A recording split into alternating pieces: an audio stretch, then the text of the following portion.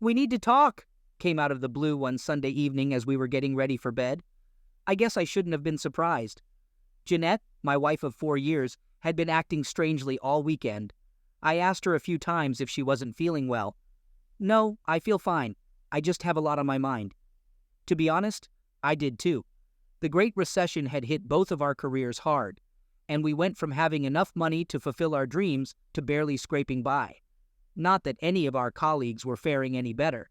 However, Jeanette was having a tough time accepting our financial setback. She grew up without much and had grown accustomed to the luxuries we enjoyed, like our annual vacation. She never directly blamed me, but I could sense it in the remarks she made whenever we discussed our finances. I hugged Jeanette tightly and expressed my love for her, but she didn't respond in kind. Instead, she did something unusual. She poured herself a strong shot of scotch without offering me any. I instantly sensed that she had something important and troubling to tell me, and she was gathering the courage to start the conversation. After dinner, we sat in front of the TV in silence for the rest of the evening. I couldn't even remember what shows were on. All I could think about was Jeanette. When we went upstairs, instead of our usual routine of watching the news before making love, there was an unusual tension. Our bed life had suffered due to the economic downturn, just like everything else. As I finished brushing my teeth, Jeanette entered the bathroom and dropped a bombshell. "Someone at work invited me on an all-expenses-paid ski trip to Colorado. A colleague had to cancel, and the tickets are non-refundable. We're leaving Wednesday morning and returning Monday." I rinsed my mouth and responded, "Someone at work? That's an interesting way to put it. Sounds like it was a man who asked you." Jeanette looked incredibly guilty. "You've answered my question. So who's the guy from work who invited you, a married woman, on vacation?" I tried to keep my composure. "You don't know him," she replied. "But I thought I knew everyone you worked with," I countered. "I do, but I don't exactly work with him," she clarified. "Now I'm confused. You said someone from work," I pointed out. "No, I said someone at work," she protested. "Okay, enough with the word games. Who's the guy who invited you?" "He's a guy I met in the office cafeteria. His office is on the 5th floor, and we've had lunch together a few times." I tried hard to keep my cool, but my voice filled the room. "How long have you been seeing him?" Jeanette started crying. Between sobs, she said, "I would never cheat on you. How can you say something so hurtful?" "Maybe because you forgot to mention that you've been having lunch with another man," I replied, "and now he's invited you, a married woman, to go skiing in Colorado with him. Plus, we haven't been intimate in almost a month. I think that sums it up."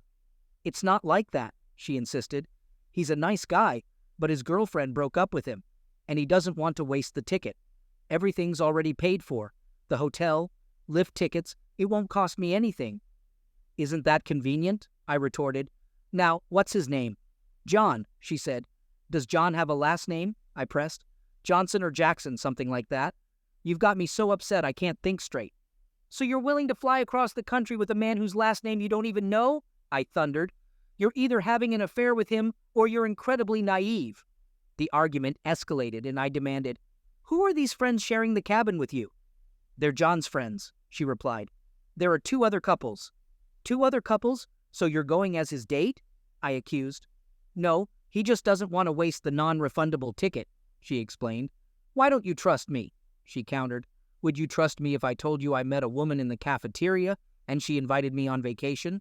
"Bull crap," I snapped back.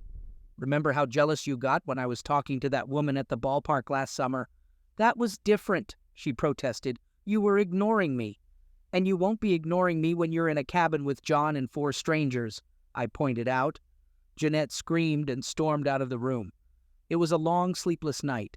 We both tossed and turned until about 2 in the morning when exhaustion finally overtook us. I got up at 6 and brewed a pot of coffee.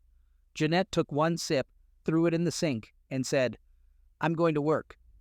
I knew then that when my wife dug in her heels, admitting she was wrong was out of the question. She was the most stubborn person I'd ever encountered. As I drove to work, I brainstormed a plan to salvage my marriage. I knew that relying on logic wouldn't cut it. This situation required a more forceful approach, as my grandmother used to say.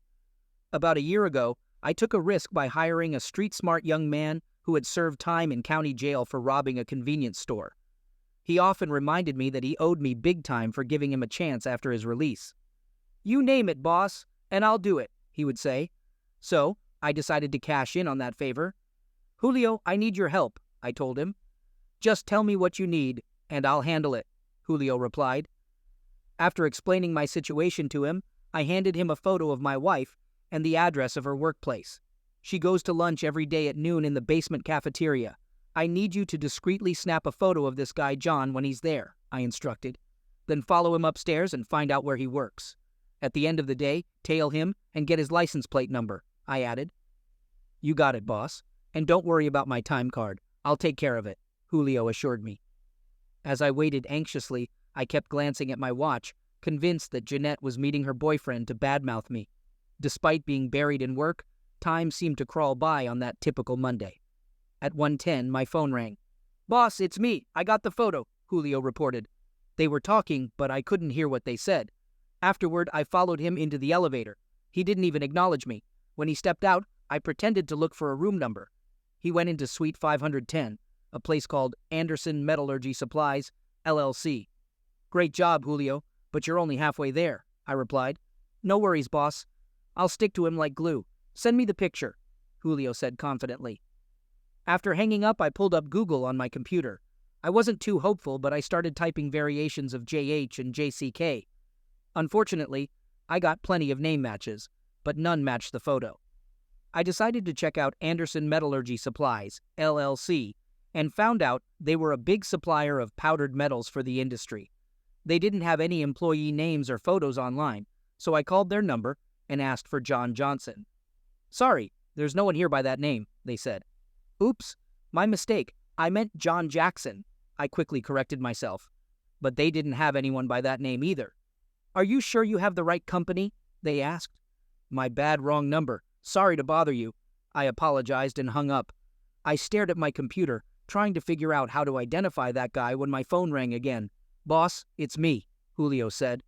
After the call, I slipped into the men's room for a smoke. Guess who walked in? Jackson Johnson. "Except those aren't his real names," Julio revealed. "Did he see you?" I asked. "Nope. I was in a stall getting ready to light up when he walked in. I overheard someone call him Mr. Jensen," Julio explained. "Turns out his name is Robert Jensen. Seems like a real jerk," he added. Julio then shared that Jensen took a cigarette from him, and I praised him for his spy skills. Unfortunately, I got stuck in a logistics meeting until quitting time, so I couldn't do any more research. Julio called as I was parking in the garage.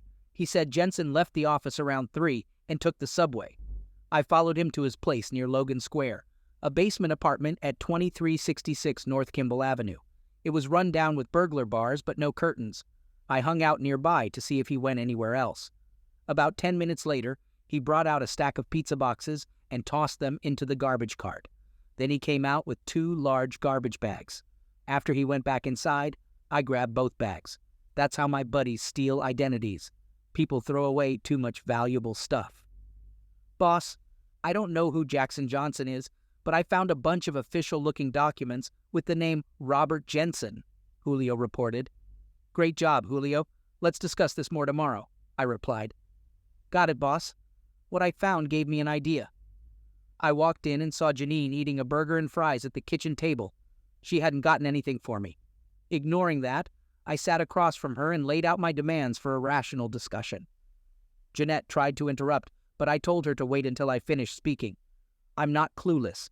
I remember how you phrased your vacation plans to make me think you were going with a coworker. It's time for full disclosure," I stated firmly. "I need John's last name, address, email, cell number, and workplace. Plus, copies of the plane tickets and the mountain cabin rental address. If something happened to you, I wouldn't know where or with whom you went," I explained. "Don't be so dramatic," she retorted. "Let me finish," I insisted. "I also need the names and numbers of the other couples. Now, you may respond." "He didn't rent the cabin. It belongs to his uncle. And John doesn't have a cell phone," she confessed. "What do you mean? Even 5-year-olds have cell phones nowadays," I remarked. "Well, he doesn't," she replied defensively. "If I gather all this information, will you stop pressuring me and let me enjoy myself?" She brightened up, flashing a smile. "You've got one day to get me everything. Why can't you admit you're jealous because I'm going to Colorado?" I slammed my fist on the table. "I'm not jealous. I'm upset because in all the time we've been together, you never mentioned skiing once.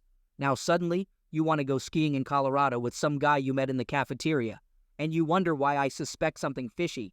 I swear I'm not, she protested. Just get me the info. If it checks out, we'll talk.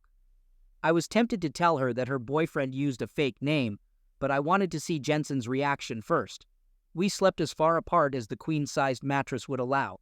Surprisingly, Jeanette was civil the next morning, and we even had coffee together. I arrived at the office early, anxiously pacing until Julio showed up. Jeanette was leaving soon, and this was my last chance to salvage our marriage.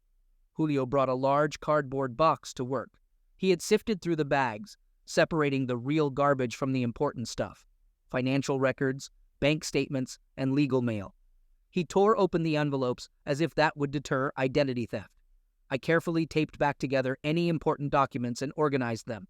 The first item he handed me was a legal-sized envelope addressed to Robert Jensen. That guy's getting dragged to court for skipping out on child support. He's got 2 little kids, and he hasn't paid a cent in over a year. The next thing was a bench warrant for missing court over not paying child support. Julio explained, "Cops are too busy to come to your house, so they put your name in the system. If they catch you, even for a small thing like a traffic ticket, you're going to jail." He chuckled at that. "Good plan, boss." Next, there were a bunch of overdraft notices and bounced checks from a bank in San Francisco. He got a bunch before they closed his account. Then came the best part, a printout of the flight reservations. "Strange thing, boss. His ticket's round trip, but your wife's is only one way." "That's not good. With this info, I can cancel their tickets." I had another idea. I'd split up the lovebirds by moving Jensen to the back of the plane and grabbing his seat for myself. After going over everything, I searched the Chicago Tribune archives and found out why Jensen used a fake name. He was a convicted woman offender, originally from Chicago. All 3 daily papers had printed his mugshot after he attacked someone in Denver. They didn't share many details because of a plea deal, but he ended up pleading guilty to a lesser charge and got 2 years behind bars. His wife divorced him while he was locked up. A check of the offender registry confirmed where he lived. It also mentioned he got out early after just 14 months because of prison overcrowding. His first move was to find his ex-wife and beat her so bad she was in the hospital for almost a month. With 2 felony convictions, my wife still thinks he's a nice guy. I took an early lunch break and headed to the courthouse to get a copy of Jensen's divorce papers. It cost 25 cents per page for photocopies. The filing included a copy of his arrest warrant for woman offense. He drugged a young woman while skiing and offended her. I also looked into DIY divorce filings at the law library, finding a good template online and filling it out. I cited adultery as the reason and attached timestamp photos of them chatting in the cafeteria for an hour, like lovers. My last stop was the Domestic Relations Division of the Circuit Court, where I filed for divorce. I got 3 copies stamped with the official seal and a case number. I told my boss I needed a few personal days off, and he didn't ask questions. Jeanette was cooking dinner when I got home, a real meal, not something from a box. I guess she was trying to make me happy. I hugged and kissed her. She replied, "Not as good as I hoped, but better than nothing." She pulled out a folded paper from her purse. "Here, I got you everything you asked for. John Johnson doesn't have a phone, but I found his email, and he's on Facebook. Where does he work?" "He got a promotion but hasn't got his new business cards yet." When she said he couldn't even tell you where he works, I looked at her like she was crazy.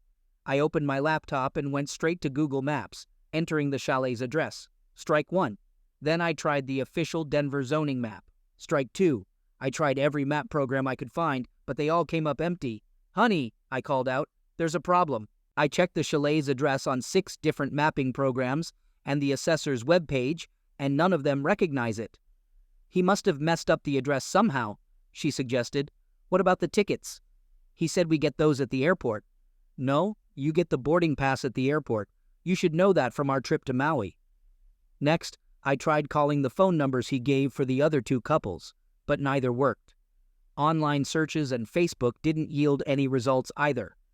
"Honey, I hate to say it, but none of the information Johnson, if that's his real name, gave you checks out. There's no way I'm letting you go." I thought she might admit something was off with Johnson, but instead, my dinner flew across the room and hit the wall. "You're not letting me?" she screamed. "Who are you to control where I go? I'm your husband. Why are you being so stubborn? I'm just worried about you going skiing with the guy who's lied about everything. You don't even know where you're going." "He didn't lie. Maybe he doesn't want you causing trouble." "Is he afraid I'll show up and ruin his plans?" Jeanette lost her temper. She was spitting out words as she spoke. "Stop saying that. We'll never be more than friends. I'm going skiing and you can't stop me." "Fine, go skiing. But how are you going to afford it? We're broke, remember? I have those 2 jars full of silver coins I've been saving since I was a teenager. I was saving them for a getaway for our 5th anniversary. I'll cash them in now, and either we'll go on a vacation together or I'll use the money to hire a divorce attorney. It's up to you. Stop threatening me." "I'm not threatening you.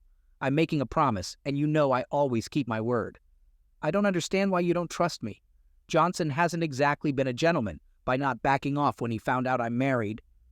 "I told you he's only taking me because the ticket is non-refundable. I'll reimburse him for the ticket and still have enough left for us to go skiing. It's too late. We're leaving tomorrow morning and I can't reach him." "Jeanette, I'm not naive. I won't be fooled by you. Any man who would let his wife do what you want to do isn't a real man. Think about how you'll explain to your family and friends why we're getting divorced. Don't give me that. I promised I'd come back relaxed and make it up to you. Please, I'm begging you. It's not too late to save our marriage. I told you, I can't cancel. I promised John I'd go, and it's too late for him to find someone else. So, you'll keep your promise to him at the expense of the vows we made in front of God and our families? I keep telling you, nothing's going to happen. It doesn't matter if nothing happens. You made your choice. You picked him over our marriage." I spent the night on the couch. I heard Jeanette crying in the bedroom. My mind was torn between logic and emotion. The rational side wanted to let her face the consequences and revel in it later, but my heart urged me to be the knight in shining armor and save our marriage. I spent a sleepless night wrestling with my thoughts. Eventually, I decided on a compromise. I woke up before dawn, but Jeanette ignored me. She got angry when I took a picture of her with my phone. "Why did you do that?" she demanded. "So the police have a recent photo in case they need to identify you," I replied. She responded with a string of curses. As she packed her suitcase, I entered the bedroom. "If you board that plane with him, don't expect me to be here when you return. Our marriage will be over," I warned. She shot me a dirty look and retorted, "I know you're not that foolish." "Funny, I thought the same about you. I guess we were both wrong," I replied, before leaving without kissing her goodbye. I parked my car down the block and watched her leave. Then I returned home and shaved off my beard and mustache. Dressed in a black suit with a white shirt and tie, I considered it my funeral attire, symbolizing the death of our marriage. I added sunglasses to complete my disguise, grabbed my briefcase and suitcases packed with clothes, and headed out for one last attempt. I was at the gate when Julio called at 8. He informed me of a big argument between Jeanette and Jensen outside his apartment. Despite her offer to pay for parking, he insisted they take the subway, claiming it was cheaper and they would need the money in Colorado. While she was in the bathroom, I checked her wallet. She had less than $100 in her possession. I hoped she wasn't planning to use our joint credit cards because I had already canceled them after purchasing my ticket. I wished I could read Jeanette's thoughts as she lugged her bags down the stairs to the dimly lit subway, known as the dark underground labyrinth by Chicagoans. The Blue Line train would be crowded with commuters heading to work. Julio thought it odd that a man flying to Denver for skiing in December didn't have a proper winter coat or even gloves, as he observed them getting pushed around by the crowd. Jeanette's dream vacation was already in jeopardy. The journey lasted a little over half an hour. Julio trailed them into the terminal and watched Jensen print out their boarding passes. Luckily, he didn't scrutinize them closely and hadn't noticed that I changed his seat assignment just before purchasing my ticket. Julio called again to inform me they had reached the TSA checkpoint, so we couldn't follow them any further.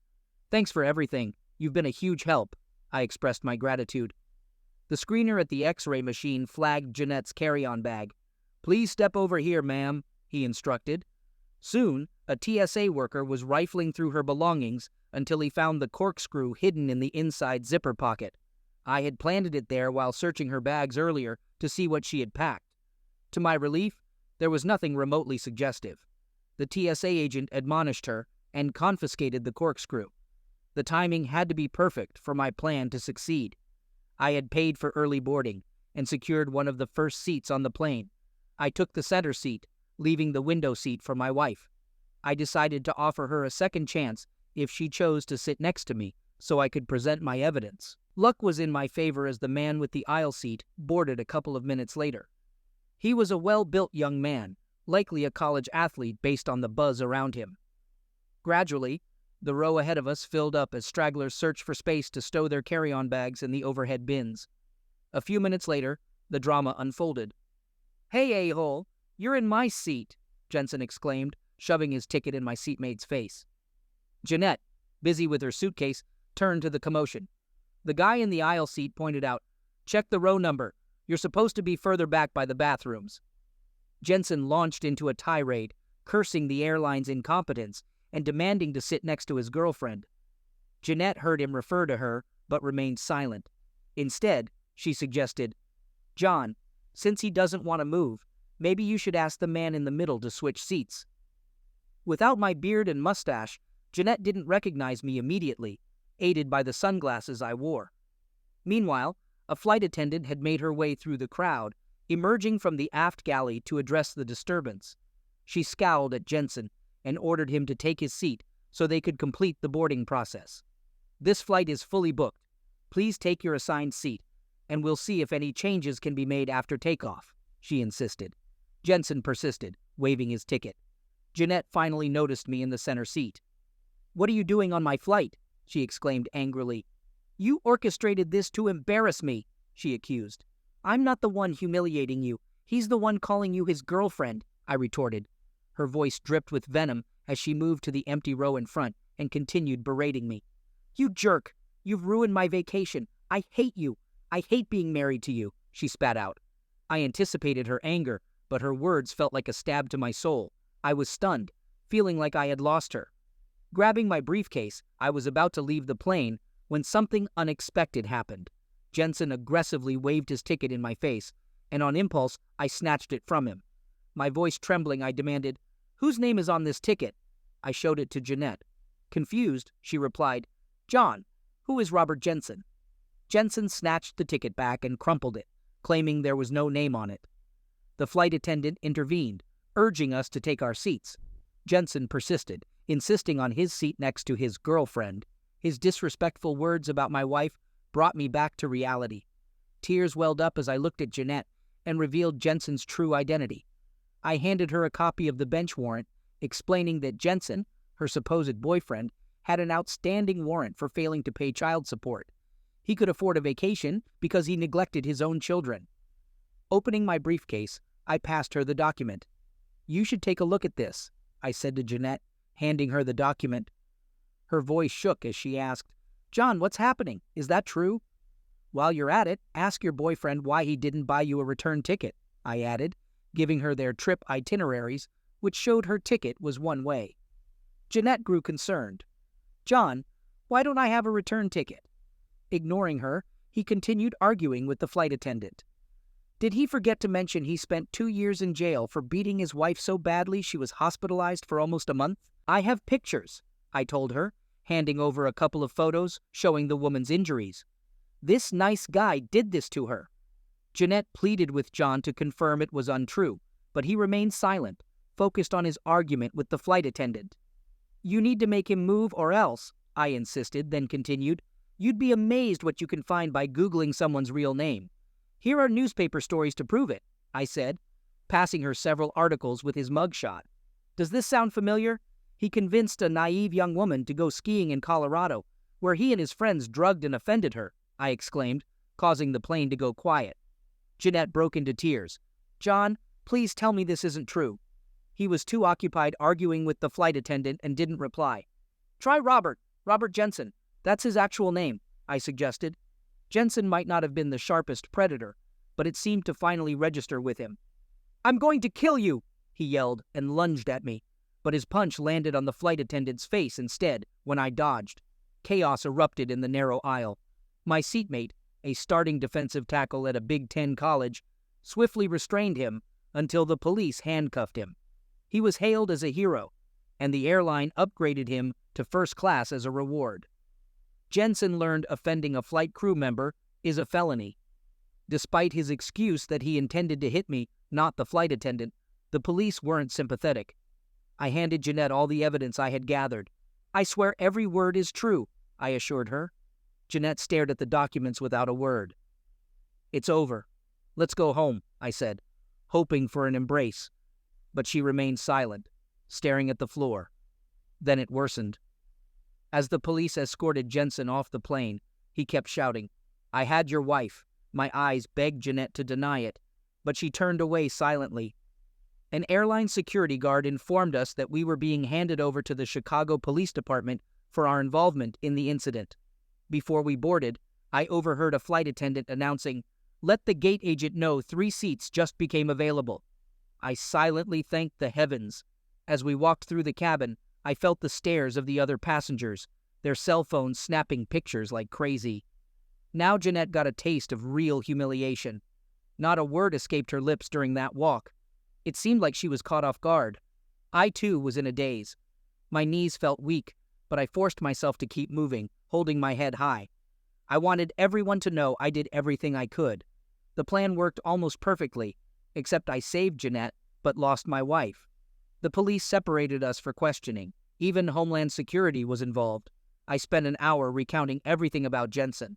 Then, they left me alone with a cup of stale coffee for 2 hours while they contacted their colleagues in Denver. I paced like a caged animal, debating the fate of my marriage. Did my wife betray me with Jensen, or was he lying to tear us apart? And if she didn't do it, why didn't she defend herself? The questions spun in my head endlessly. When the detective returned, he revealed they found evidence in Colorado. My wife was sickened when she saw the pictures of the run-down shack where Jensen planned to take her, with his 4 friends awaiting their arrival. They had set up the shack with restraints and chains so no one could escape. We found enough sedatives hidden in his bag to knock out an elephant for a week. It didn't take much convincing to get them to spill their plans for their next victim. My wife wouldn't have stood a chance. They planned to finish her off when they were done with her. The detective said my wife went pale as they confessed their intentions. Then she passed out cold. When he finished, the detective suggested I talk to my wife alone. It wasn't really a suggestion, it was more like an order. "Yes, sir," I replied. I unlocked my briefcase and pulled out the divorce papers. "What's that?" the detective asked. I explained that I had told Jeanette I'd divorce her if she got on the plane with Jensen.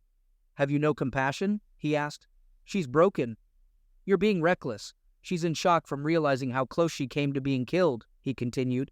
"You said you did all of this to save your marriage. Hand her that and you'll destroy her." I remained unmoved. The part of me that loved her had disappeared. She knows she messed up big time. Right now, you're the good guy. You pulled off an incredible plan to rescue your wife. You're like a hero. You can't abandon her. "I planned to give these to her at their love nest," I admitted. "But considering the circumstances, even after all she's done, if Jeanette apologizes, I'll tear these up today. But I still intend to divorce her. I give you my word. But you can't let her know. You have my promise." A minute later, he brought my wife into the room. I caught a quick glimpse of her before she covered her face with her hands. She looked terrible and smelled of vomit. She sank into the chair and started crying. The detective stood over her and said, "Mrs. Menzel, I've been a cop for over 29 years, and what you did was the dumbest thing I've ever heard of. If anyone ever deserved to be killed, it's you. You should thank God every second for your husband and every heartbeat he gave you. You owe him for the rest of your life." He shut the door behind him as he left. The room fell silent, except for my wife's sobs. Not a single word. No thanks, no apology, nothing. After about 5 minutes, I grew tired of waiting for her to speak. "You sacrificed our marriage for a ski trip that cost less than $1,500. $1,500. That's all our hopes were worth. How can I ever trust you not to leave me for the next shiny thing after this?" Inside, I begged her to say something, but she remained silent. Tears streamed down my face as I waited for her to respond. When I couldn't bear it any longer, I said, "If you had said sorry at any point, I would have torn up this paper. I can't wait any longer." I gave her a copy of the divorce papers. Jeanette screamed so loudly that the detective rushed back in to check on her. "I've already packed my stuff. Whatever I left behind, you can donate or toss," I told her, handing over the keys to her apartment, and walked away without looking back. The next time I saw her was in court. The judge ordered us to undergo counseling. I reluctantly went along with it, but I never planned on reconciling with her.